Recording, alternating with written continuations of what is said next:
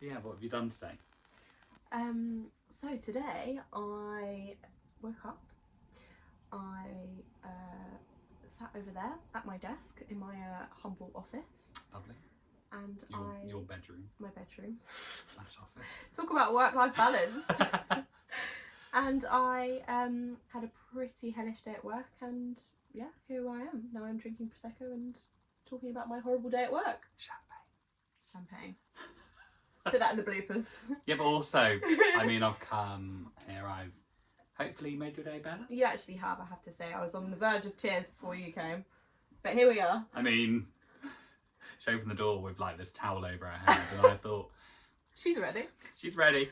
And then I asked Dylan to blow dry my hair because obviously... The fucking cheek of it. Also, who else to ask? The hairdryer that you'd given me is like this... like this really... What brand? I don't know. It's terrible. Is that one of those that comes in a magazine? It took me 4 hours to blow dry it.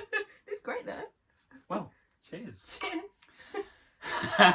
Welcome to the I've Been Hairful podcast with your host, Dylan McConaughey. We are on episode 3. So exciting. Can I just say it's an absolute pleasure. Yeah, third the best. Yeah, first right. the worst, second the best. Oh no, sorry, I said third the best. Third the worst, I hope not. First What the people watch worst, episode 4? second the best, third the one with hairy chest. Really? Well, I mean, we're here on episode 3. I've got the lovely Estelle. I mean, people... We're going to start to kind of get to talk about me because, you know, the podcast's all about me. But thank you for joining the I've Been Hairful podcast. Pleasure. So we met earlier this year. Yeah, when was it? Good. March. March, gosh, okay. Feels like longer than that. I think it's because, realistically, we have subconsciously known each other for years because my lovely godmother, Clea, shout out to Clea, is also family friends with my mum. Yes. Yeah. So actually, we've probably crossed paths somewhere in our childhood. I reckon we have. I mean, because we're the same age. I mean, I'm yeah. slightly older. Yeah. But we're the same bloody age. ancient. Yeah, bloody ancient compared to me. Fucking hell, so I've had to go blonde again, like the grey. To be fair. Although saying that, no, please. I found there's one at the front here, but I found a grey hair at the back, and I was like, it's been a hard day today. All the greys in my hair right now are from one day, and that is today. Not even like a build up of greys and age and wisdom. It's just from... Yeah, but now they've all faded because I've come and made your life better. There you go. I mean, it's also the most self-centered thing to say, thinking that I bring happiness to everyone. I mean, you know what they say, good hair, feel good. You feel good when you've got good hair, so yeah. You must just bring... She asked for a blow dry. As soon as I got here, I was like, we're doing the podcast. Well, you know, I was like, I'm going to go dry... one stone. I'm going to go dry my hair. I was like, oh wait, Dylan, you can dry my hair. You're a hairdresser. Yeah, true. But yeah, so we were kind of put together. Well, we were introduced over social media. Yeah. Introduced over social media. I then forced you to do my hair, and then I've never looked back. And then you had to go and break my heart by telling me that you're moving to the other side of the world. Now I don't have a hairdresser. So yeah. This has been mentioned in the first 2 episodes quite a bit, and yeah, I don't think people are happy about the move. What are we meant to do? Get a flight all over to Oz for Don't a make bloody your problem haircut? my problem.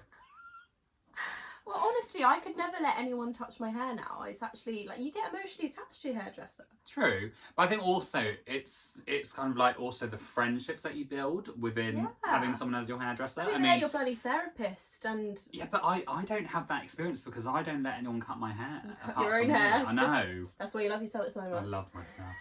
I love myself more than anything. You built a really good relationship with your hairdresser yourself. Yeah. I mean, yeah, live your best life. Live, love, laugh. Yeah. Which actually, you know what? Also, not only, you know, am I good at doing your hair, but also I'm really good at making you all laugh. Yeah, Dylan always teases me because I have to say I'm not really I'm a pretty easy person to make laugh. You don't really have a tough ground around me. I'll be honest. I mean, I'll just be looking at her, then she'll just I'll start just cackle. laughing. I'll just cackle, and yeah, maybe it's a nervous laugh. I don't know. Not that bad. I just I just think you're bloody hilarious. Yeah, true. I am. But I remember when we first met, because we'd been talking on social media for like about a month or like a couple of weeks before I came to come do your hair, because I was actually supposed to be moving in. Oh yeah, and then my boyfriend ruined both of our lives. Joking, love you.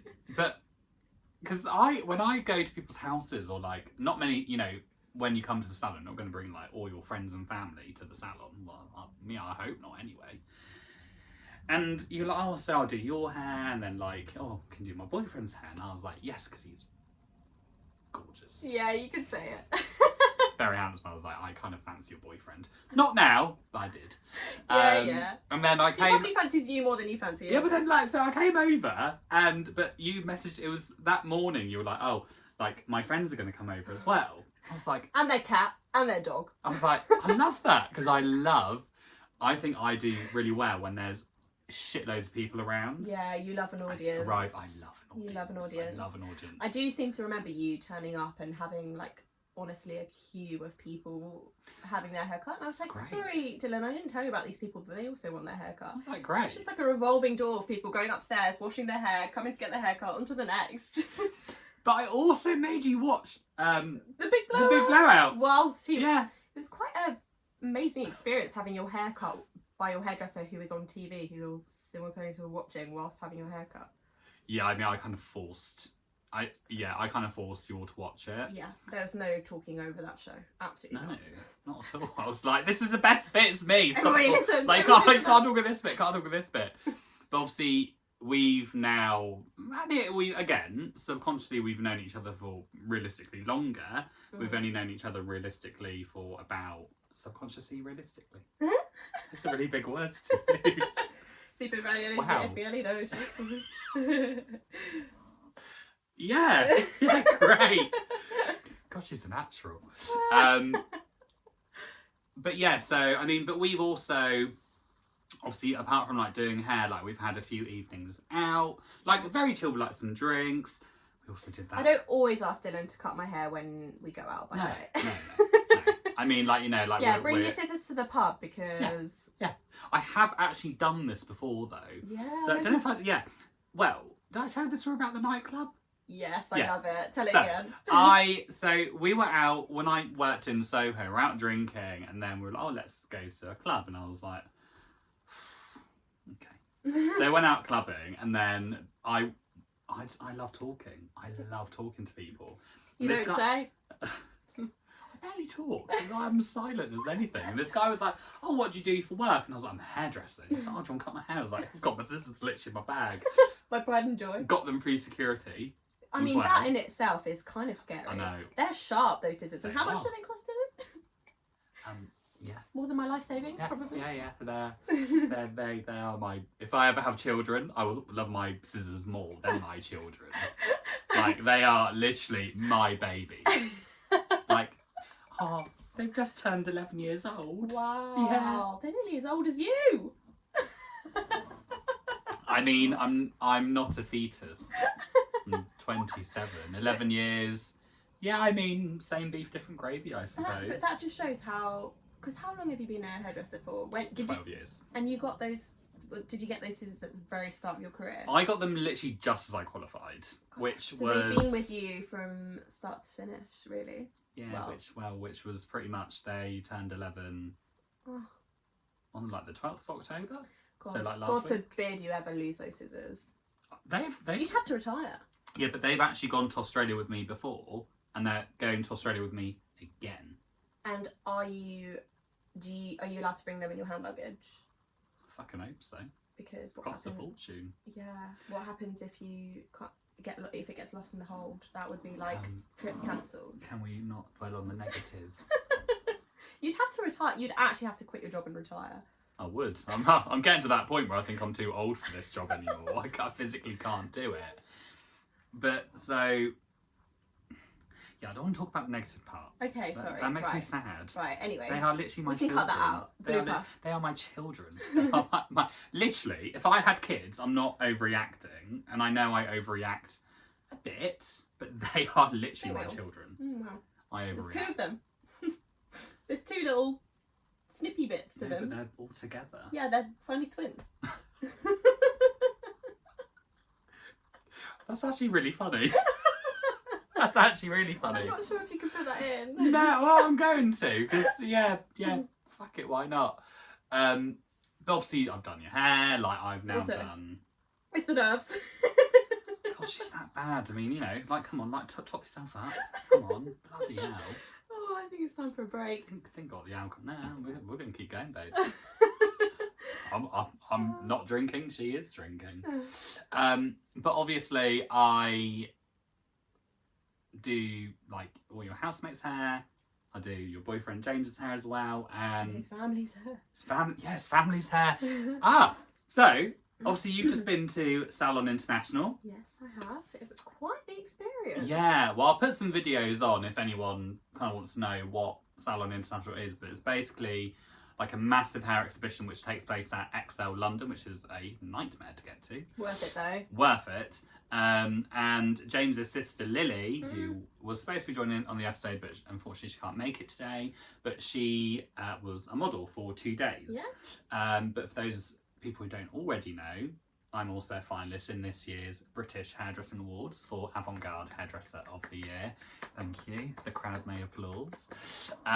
Which is actually my 3rd time being a finalist. And I think, so we'll talk about the show and like how you found it. I mean, you weren't a model, but you're walking around. And I didn't make the cut, guys. No, I mean, she was in the running. Oh, please. No, Can you imagine me in front of one of those cameras? When I was watching Lily doing the modelling at the end, I was like, I would just burst into laughter. I would not have been able to. I think she was trying really hard not to. I think especially everyone kept... Oh, well, so I made this dress out of bin bags and... Yeah, stunning. There was this little, like, Chinese guy came over and he was like, can I eat it? Do you remember that? Yeah, he thought it was He thought it was seaweed. I was like, no, it's bin bags. Please don't eat this. This might kill you. But you also got to see, because obviously, like I said, I'm up for the British Hair Awards, but you got to come into the gallery with me as well. Yes. How was that? Because I think for someone, so you're a creative strategist, and Yes. we'll kind of talk about what you do, because I think what you do is really, really cool. Oh, well, thank you. My job's cooler. I was going to say ditto, but yeah, probably quite much cooler. But you got to walk into a hairdressing award gallery where basically you just get to see all these finalist images. How did you find that? I mean, it was really cool. Like, I used to study photography and art back in the day, and it reminded me of those days. I loved it. But also, another thing is, like, I've seen your work, like, on Instagram and stuff, and I know you're obviously very talented, and I've seen the big blow up. But to actually see, like, your portfolio on a wall was like, oh shit, like, this guy's the real deal. It's pretty scary. It was amazing. And obviously, you know, like, the work that you do is, like, you specialise in avant-garde, so that kind of stuff is like art. It's not just a choppy cut like you would do on me, which is all, in my opinion, art also. Yeah. But this stuff is like extravagant art. Like, it's amazing. It's like, it's just amazing to see. And yeah, I mean, all of it was amazing, but obviously I recognise your style straight away, and I do think it does kind of stand out amongst the crowd. Thank you. But yeah, Fingers crossed. Fingers crossed. Guys. Well, the awards for those are actually in November, so they're on 27th of November at the Grosvenor House Hotel on Park Lane. So fingers crossed we bring home the trophy.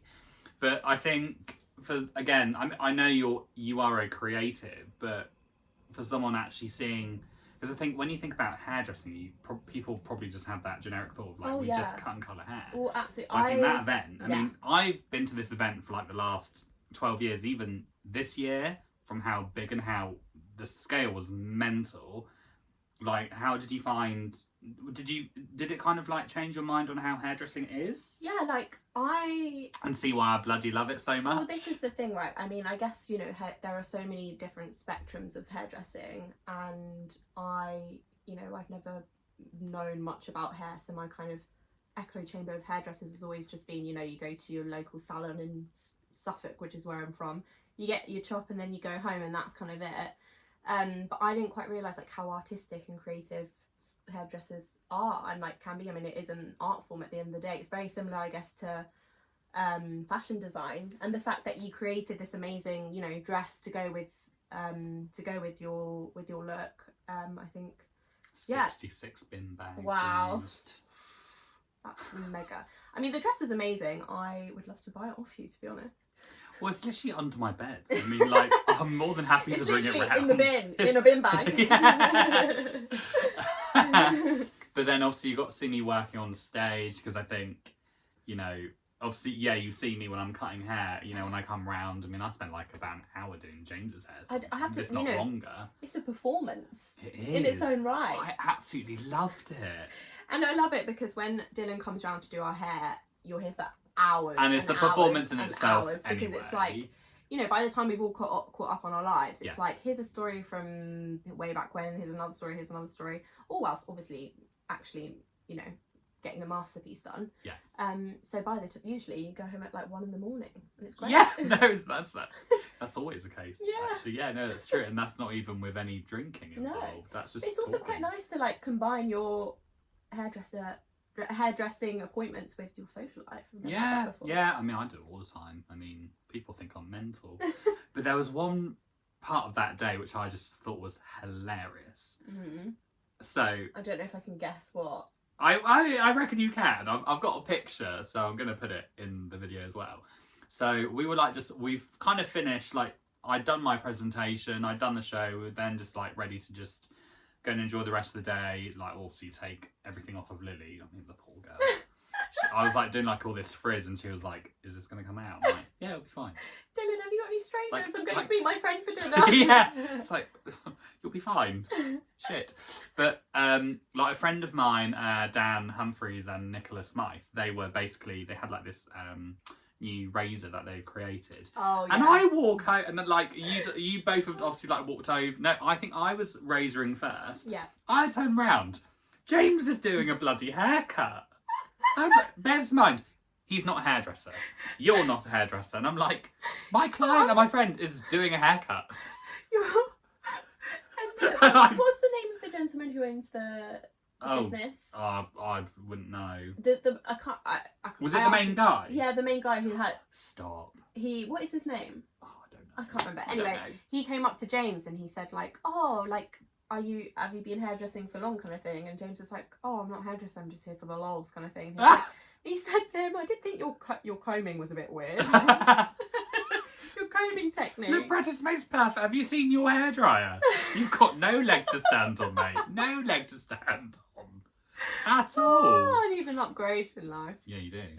Well, not in life, but I mean, your hairdryer, yes. In life, I can't comment. I've known you for a while, but not. The thing not is, that I long. have such thick hair that like blow drying my hair would take hours, as you know. So I just don't know. I just never dry it. Just that, like, but when I first ever did your hair, I mean, like, I deal with thick hair and loads of hair all the time. Mm. Obviously, yeah, we were colouring it and cutting it, but I reckon I did the cut twice, that first appointment, because we were cutting a lot of hair off. Like, it was, like, this might look short to you now, but, like, her hair was short, like, her hair was longer bearing in mind, and it's, like, shorter. down here, and I was like, fuck it, didn't cut it all off, and it was like, it's a choppy bob vibe, really, Yeah. isn't it? But, like, you have a lot of hair. Yeah, I do. It weighs me down mentally and physically. Yeah, yeah. I feel ya. And I've got short hair. So, obviously, tell us about you. You are a creative strategist for Time Out magazine. Time Out London? Time Out magazine? Time Out, well, RIP, no longer a magazine, unfortunately. So it's now all digital. All about sustainability. It's all about sustainability and digital. But yes, I've been at Time Out for over. I feel like I'm in a job interview for a year and a half. Questions are coming later. A year and a few months, I think. When did I start? I started last July 2022. And yeah, basically my job is to kind of come up with all sorts of wacky ideas for kind of like branded campaigns through Time Out, and it's a lot of fun, I would say. I mean, you've been quite involved in my Time Out journey. I definitely have. Yeah. I've been to some pretty cool events. Yeah. I think one of the first ones I went to, you were doing the Mamma Mia on the boat. Movies on the river. Oh my god, that. But I was really nervous because it was raining that day. Oh, of course, yeah, you came on in the first night. Also, you weren't even there. Yeah. So I was like, kind of going because you're there as well. Everyone loves Mamma Mia. No, I'm not going to say what I have. the acting's terrible. Oh, he said it. But it's a good He movie. said I mean, it. like the songs, you know, said can't lose. But so because I went with Libby, who was in episode 2, and like we were sat at the front. She's like, we need to sit at the front. I was like, sit at the back, because like, you know, you can do anything. No one can see you. So we sat at the front. I mean, it was amazing. And I met your boss. Oh, Charlie. Yeah, the blonde one. She was. I went up to her thinking, this woman has no idea who the hell I am. I think she knew you were coming because I might have said. Yeah, because they sent a photo actually the next day. Yeah. Oh God, I know, because you sent me a screenshot of the message, and I was like, how embarrassing. Like, who do I think I am? Who do I think I am? I'm getting pictures of like random people. But when we were watching it, I've got I don't know if I have videos left over, but because we were sat at the front, I was like, I don't really know if like, should we start dancing? I didn't know. You know, we'd had a few drinks prior. Yeah. No. We're on the river, babe. It could have gone really badly. The seasickness got too much. The seasickness got way too much. Yeah. And like, so we just thought, you know what, let's just go for it. And then I turned round and everyone's just sat down just watching it. And I was like, I think we need to sit down, stop dancing. But then towards the end, oh my God, if I can find the video, I'll put it on. But there was this like, bless this little old lady. So I think it was like her grandson and like his girlfriend who like bought like the ground with them or something. Right. I thought it was so cute. Aww. But she was literally going for it. She was loving it. And then she turned, so she was like dancing, she turned around, and then she was like, come on guys, get up. And I was like, babe, I tried this an hour ago.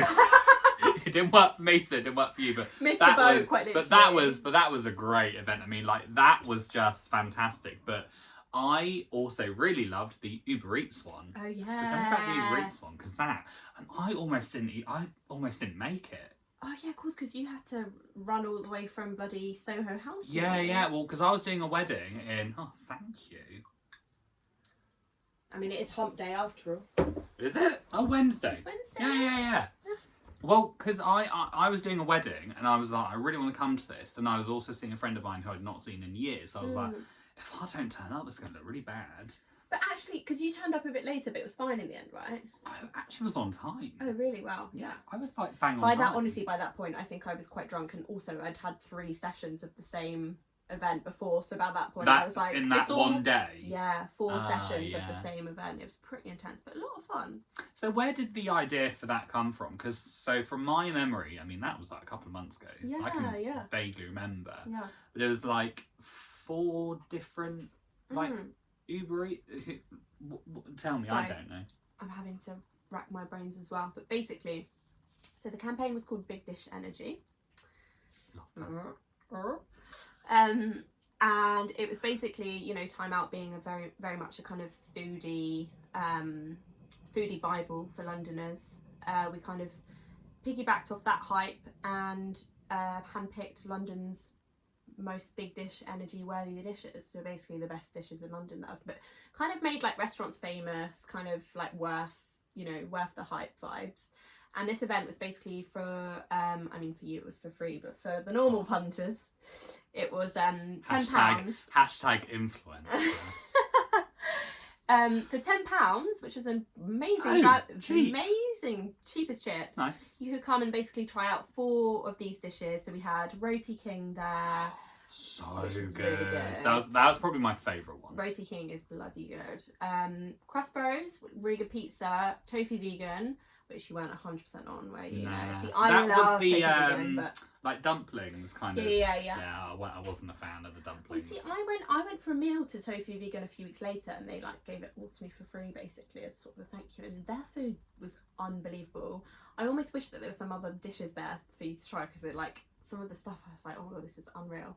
But the texture, I guess, isn't for everybody. And then there was also egg slut. I love egg slut, but it's so expensive. I know, but this is why like it was so good to be able to have that within that £10. Well, because I reckon like when I worked in Soho, and I'd order egg slut almost like every Saturday morning from drinking the night before. But like it's like what, like £10-12? Yeah, I think it's more now. Actually. But it is delicious. It is good. It is good. So I mean, you kind of can't go wrong with it. It is good. It was a lot of food for one sitting, wasn't it? 4 dishes. Yeah, but I kept drinking. So Yeah, by I the think end I of was it, strong. I mean, it was only for like a good. Well, I say only, it was for like 2 hours. But I I think an event like that is really, really good. I mean, where's the why did Time Out do these events in the first place? I guess so. They're often branded events. So this one specifically was with Uber Eats. So they basically come to us kind of for our audience and for our credentials. So obviously Uber Eats, Time Out, kind of match made in heaven. Yeah. You should tag them in this. Babe, I did an entire reel about my Uber Eats. Yeah, I did. You think this is paid for? By the way, guys, completely not. This is not sponsored. Like Stella's actually paying me to do a podcast with her. Yeah, I've sold this to the client. Yeah. No, so it's kind of like branded activations as a way to kind of align with our audience essentially, because I guess, you know, Time Out's been alive for what, 50 years now, and it's got such a legacy, and people kind of love and know it as the kind of London Bible for the best things to do. So I guess from a brand perspective, anything foodie, it makes sense to be working with Time Out, and it's just a great brand. Like, I mean, like, and also, what are your goals in like the next like 5 years? I mean, what do you want to do with your kind of role that you have now? I want to be Prime Minister. I'm joking. I really don't want to be. We have to be a little bit realistic. I mean, we're struggling with our prime ministers as we speak. So I have no. I mean, I'd be rooting for you. I have but I don't think I've got the transferable skills, to be honest. Even if I did try. I don't know. I think I'd you like can't creative. stop without laughing for like 1 minute anyway. So see, I'd be a good time though. Yeah, true. Yeah, true. Aspirational. You also maybe. have to run the country. Yeah, well, you know, not many people do. No, you know, we're fucked, so it's fine. Yeah, so I don't know really. Good question. I haven't really thought about it. I mean, creative strategy is definitely my thing. Like, I love all things creative and strategy. Basically, what it means is like thinking of creative ideas that are strategically, like, you know, in line with a brand's kind of DNA or brand sort of message as such. But that's I really like anything in advertising. I think is quite fun.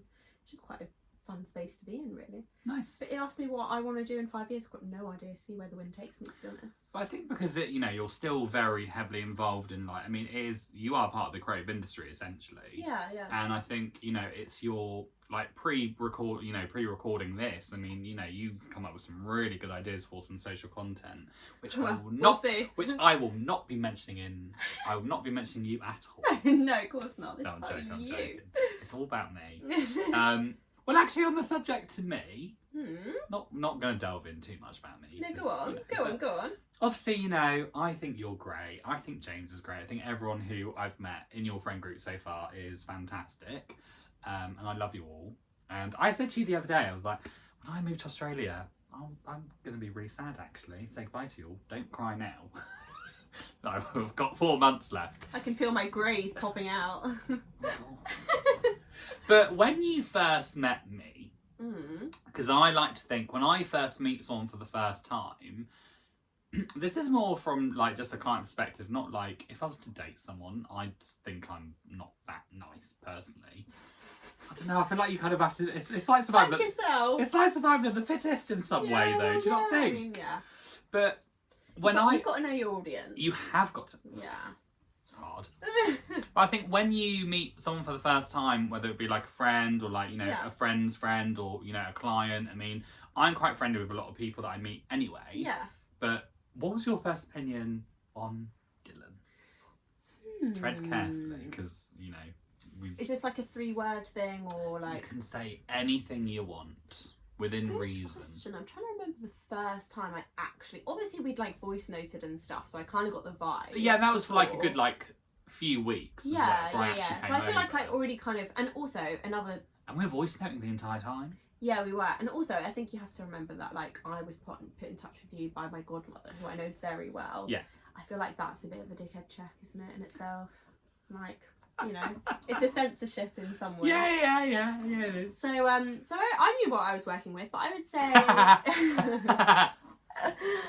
would say mainly hilarious. I don't know how you manage to cut my hair when you come around, because I'm just like bubbling around with laughter. It must be so hard to keep your balance. When I was blow drying your hair earlier, I was like and just gone. I was like, look, I'm barely able to blow dry what I've been given, but stop moving. But I was like, Stop I was dying. But I was like, no, relax, Dylan. We love Estelle. Let's not kill her. So yeah, pretty damn funny. Also, just like really interesting. Like you have so many stories. Every time you come around, there's a new story. There's always a new story, and you're a good storyteller. I'm a very good storyteller. You build up the tension and the kind of that, and there's always a punchline.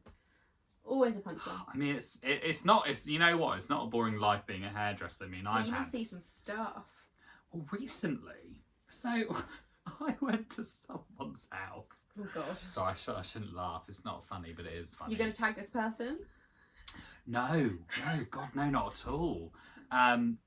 But I went to this lady's house, and I'm not going to disclose any names or anything like that, but I went round, and basically she's quite OCD. Right. Okay. Try not to laugh, cry, because it's This could go anywhere. Well, after this one, I've got another story. Right. Which, I mean, I've told you this one before, but this story was like last week. Right. So I go to her house, and she was arrived there at like 7. So I thought, okay, fine. But you know me, I'm always early. Yeah, of course. I love to be early. I hate being late. It's just probably one of my good traits as well. I'm never late for anything. So I knock on the door. And I also sent her a text saying, "Oh, I'm here." And then she texted me saying, because I reckon I was like 2 minutes early. She's like, no, you have to wait till 7. And I thought, all right, calm it down. Yeah. So anyway, she then came, opened the door, and she was like, bang on, like it literally just turned 7. So she must have been waiting at the door for 2 minutes as well. She was like, "Hi, how are you? How are you?" And I was thinking, oh no. Now, if I meet someone for the first time going to their house doing their hair, which I don't do very often because I work in the salon as well, I don't know what to expect. That's why I'll walk in and be like, right, laughter. Yeah. Let's get entertaining, because I don't know what I'm about to walk into. Yeah. I'm used to it by now when I come and see you, because I'm like, oh, lovely people. I'm going to make them laugh. I'm going to be here for about 7 hours doing one haircut. Let's do it. Now I walk in. Now visualise it, because I've actually seen this in person. I walk in, she's a bit like manic, and I thought, oh God, okay, I always get the mad ones. And her entire house, okay, not her entire house, I'm overreacting, but her living room where I was doing her hair was covered, you know, like in the CSI when there's been like a murder scene, there was all like that, like plastic sheets everywhere, true story. And I was like, no. It's funny because whenever you describe this scene, I imagine it differently in my head. Every time I'm like, I have this like new narrative. We might be seeing the same thing. Yeah, well, maybe. But like, I'd just have to pack my bags and leave if I saw Well, I just kind of think to myself, I've had a nice life. I'm like, what's the worst that's going to happen? Get the blunt scissors out for this one. Turns out she just had severe OCD. Fine, okay. And I was also like, I don't want to take the piss out of you, but also, God, you are crazy. But then recently, so I have like a lot of clients from all over the world, you know, different walks of life. And I'd gone to this lady's house, and I can't remember what the whole scenario was, but it was when I got to the bit of washing her hair. Now, okay, I'm not going to bring a whole basin to your house, am I? Well, I could. I think I've heard this story before. Oh, you have heard it before. Is this the one where you were watched by the shower? Yes. Yeah. Yes. So, I mean, like when I wash your hair, you've got a bath, and then we can just take the hose off. That's normally how it works if I do your hair at home. And I said, oh, so what's your washing scenario? So I only have a walk-in shower. I thought, okay, not ideal, but we'll work with it. I said, right, if you just still go forward and I'll just wash your hair, I'll just hover over you washing your hair. Also attempting not to fall over this lady because I could have crushed her. And so she lies on her back, and I'm thinking, okay, I don't want to embarrass people in their own house, but I was like, okay. So then I'm literally like shampooing her hair, and she's like staring at me, and I'm like, la la la. And then I hear like this noise, so I turn round, actually, I'll reenact it. And that's her. And I'm like, champagne, like, la la, turn round. I'm like, hi. Her husband is literally sat on the toilet watching us. He's not doing anything on the toilet, but he's literally sat watching us. Not doing anything on the toilet. I don't know. I mean, yeah. But I just thought to myself, I don't get paid enough for this job. I really don't get paid enough. I mean, that was probably like the most random like hair stories I've had. I mean, okay, hair disasters or like random hair that people have asked for. Well, actually, last week, I had this lady come in. Now, I get like hairdressing terminology can be quite hard to explain, or like, you know, it's very kind of it's very technical. It is very technical, but even the way you were talking about it like on stage the other day, it's very like arty-farty as well. It's quite conceptual. Yes. Yeah. Well, so this lady came in and like she so I sat down and said, "Oh, hi, Dylan, nice to meet you, blah blah blah." So you know, oh, like, what can I do for you today? She was like, "I'd love to get my hair done like this." And she kept putting her head down. So I was like, what's she looking at? I was like, she's looking at the ground. Basically, I mean, bless her heart, she was wanting like shaping around her face, but she didn't know how to explain it. So she just kept putting her head down. And I was like, so how do you want to catch? She was like that. And I thought, okay. And I like to think that I'm very lovely and a kind person where I don't want to embarrass you. And I thought, I don't know what she's talking about. You can ask for that for your next haircut. Like this. Yeah. And I just thought, okay, it's only 9 a.m. Still got the whole day to go, but we've got this. And you're like what? Well, I mean, people ask for random things. Like, only like last year, someone was asking, and this was actually just as the big blowout came on TV. So I think, because that was such a, like a whole different, like, wide range of, like, hairstyles. I mean, it was more like a avant-garde hair show. But I had a lot of clients from that, but also had some very interesting, like, asks for what people wanted done with their hair. Yeah, because I right? guess maybe not avant-garde hair. Yeah, I was going to say, I wouldn't want what Lily had done the other day on my day-to-day. I wish that it was socially acceptable. Oh, God, definitely not. Definitely not. If I turned up like that to work, I think I'd have a few questions. Yeah, well, you'd like be on day release or something. Yeah.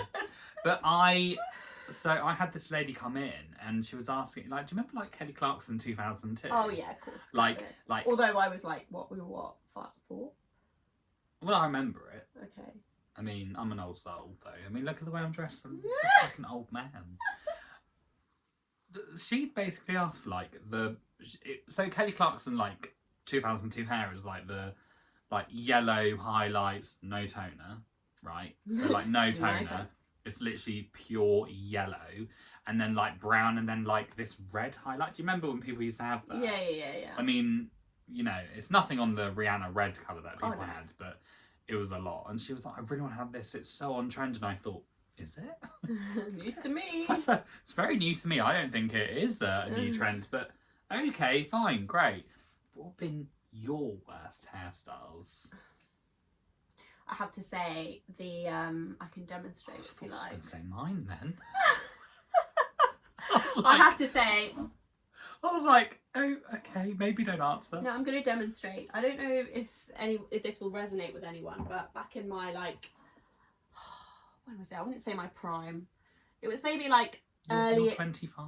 Early secondary school era. Okay. All the girls had comb overs. Yes. Like this, but like I'm not even exaggerating. Like just just above the ear. And like we would just hairspray our hair like this. Yeah, like a lot. Yeah, when I was like at school, over. it was basically the Donald Trump style, and I don't know why we make fun of him for having that style. Yeah, if anything, he took inspiration from us. Yeah. So from British teenagers. British teenagers, and also the whole like putting foundation on your lips and. Well, I don't put makeup on, but that. Maybe that was just a. Why would you do that? Thing. Why would you put it on your lips? And like, does everyone remember shag bands? We all had our like shag bands on. Did you have that? I feel like all of these weird trends that I had were just like bespoke to my weird school in like the middle of the countryside. Potentially, What's a shag band? If they were like these little weird rubber bands, I'd be so interested to see if any of your followers know what they are. Like colourful rubber bands, and you used to wear them like this. Right. On your wrist. Are those the ones that you used to like make? They're like shoelaces. They're like Scooby strings. Oh my god! But they're yeah, round, okay. and the whole. I don't know why we used to use them in primary school, in high school even, because we were like 11. But the idea was, is if they broke, you'd have to then shag the person who broke it or whatever. God. I mean, we were what, like? That could be a really dangerous game. Yeah, well, you know, I mean, we never did it. It was just, you know, the thrill. How old were you? I think like you're 7 year old. Oh, bless you. Yeah, I don't think I knew what shag meant. I don't think I knew what it was called. Collecting the shag bands. They were a massive hit. That's quite sweet though, Yeah. especially from Do you like. not know what I'm talking about? No. I'm gonna show you. Right, I want to see because I have no idea what she's talking about. I thought they were I like thought a you meant wild... like. Now I know what Scooby string is, but These like. things. Shag bands.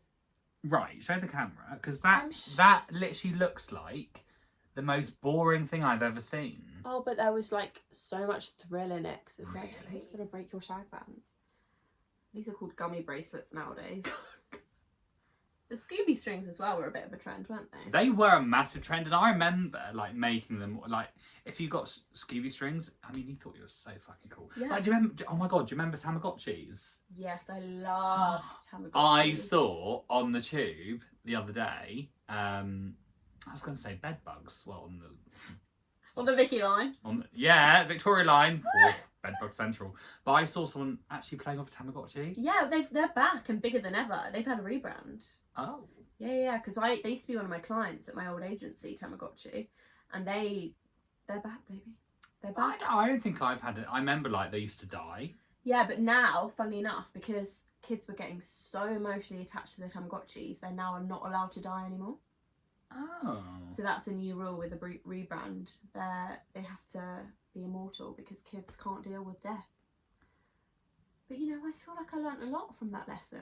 My Tamagotchi. It learns you the art of caring for a baby. I mean, do you know what? I would kind of think if I was like going to get, like if I had a kid and I was going to get them a first pet without getting them like a dog or a cat. Tamagotchi. Well, yes. Now we've mentioned Tamagotchi. Yes. Or, I can't remember the name now. Tamagotchi or a sea monkey. What? I never had one. I never had one of those. Are they like Furbies? No, very different. Oh, okay. So you get these from like Argos, they're like 10 quid or something, right? Sea monkey. Yeah. I've never heard of such a thing. I mean, I've never had one, but if I was to have children and I didn't want to get them like a proper pet first, I'd either get them Tamagotchi or sea monkeys. You basically, it's like this light salt that you put into this water, and it basically creates like a mini shrimp. I know. I'd quite like one myself, actually, just see if I could keep them alive. Sorry, what? Sea monkey? Yeah, they're only like £10 from Argos. You never heard of them? No, I can barely keep my plants alive. I don't need that in my life. I was going to say, it's looking quite sad, actually. Please don't show Look them at my the room. brown bit on it. He's hungry. So I've got some questions for you. Okay. Terrified. You ready? Terrified. Just no idea what's coming. I think you'll have some pretty good answers for some of these. Scared. Don't be scared, it's okay. Which celebrity would you love to switch lives with? You can say someone from Main Chelsea and I can just go and tell them after. I feel like that'd be such a waste of a swap. Yeah. Do you know what I mean? Fair enough.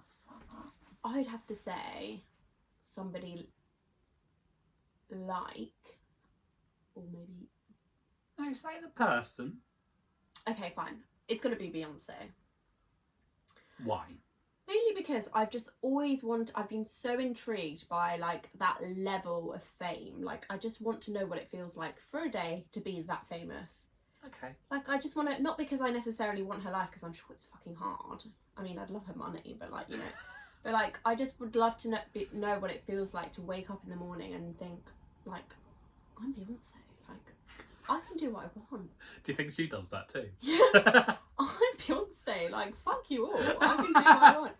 I just think, like, she has so much power in life. I would love to know how it feels to be that successful. So, yeah. See, I would personally choose Margot Robbie. Oh, wow. I mean, you've already cut her hair. Oh, no. Yeah, you don't need to swap. I basically know what her life is like. Yeah, you don't need to swap. That hour I spent with her, I know everything. What is the weirdest thing that you've been caught doing? Oh, my God. Because I think you're so lovely, but I also don't speak too soon. but I also think you're mental. Yeah, I'm sure I've done some pretty weird shit. I'm sure you have. What's the weirdest thing that I've been caught doing? I mean, how explicit can we go here? Go wild. No, I can't be sharing that kind of information with your many fans. What's she gonna say? I'm trying to think of something niche. Don't make it up. Can we come back to it? Okay, fine. Sorry, I am so innocent that I actually I can't think of anything. Well, other than weird sexual stuff. I don't want to talk about this on here, sorry. I mean, like, what time's James home? I mean, well, what's the strangest thing someone has done in your house? I've actually got a good answer for this. What? So, it's a bit of a story time thing. Do we have time?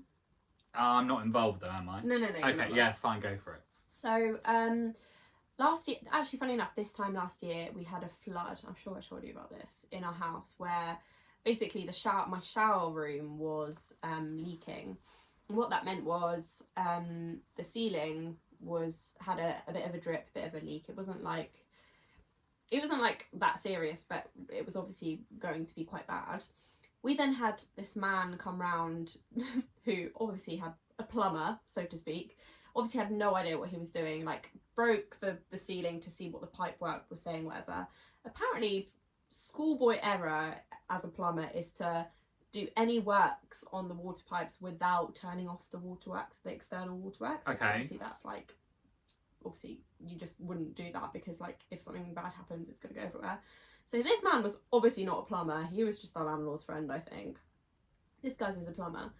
I come downstairs and suddenly this man's on the ladder and this water is like gushing out of the ceiling. Like, honestly, like it was like a tsunami, like literally gushing. And this man's on the ladder like, help me, like soaking. And I'd just started seeing James when this happened. Okay. And he was coming round like minutes after this was happening, and he knocked on the door and I was thinking, oh, fucking hell, not now, like not now, like I don't know what to do. So me and my housemates had like buckets out, and obviously this man didn't know how to switch off the waterworks, and we didn't know either because like we've never had this before. So he strips off because he's soaking wet whilst we're like holding buckets up to catch this water.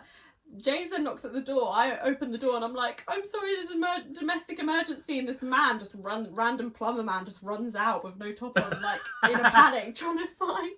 It was honestly like some comedy sketch I've never seen before. Finally, they managed to find where the water works are, turn it off. We're all just kind of sitting there like, what the fuck just happened? He comes back in and has the audacity to say, I think you might have a leak. Yeah, you don't say. No shit, Sherlock. You don't say. We literally like. I think I've got PTSD from that. Like whenever I hear water, like gushes of water, I'm like, oh my god. It was scarring. How do you have a shower? No, I can't. I haven't had one since. I haven't had one since.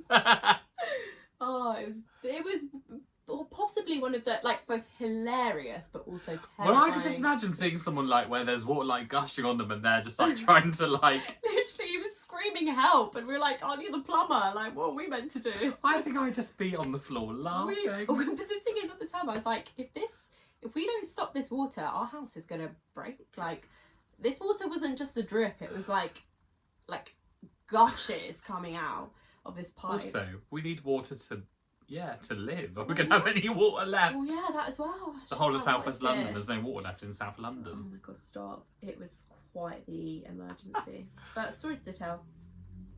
James and I are still together, so that's a really good... I love that story. See, So I'm glad you asked. if I would have been the plumber, I would have just been like, no,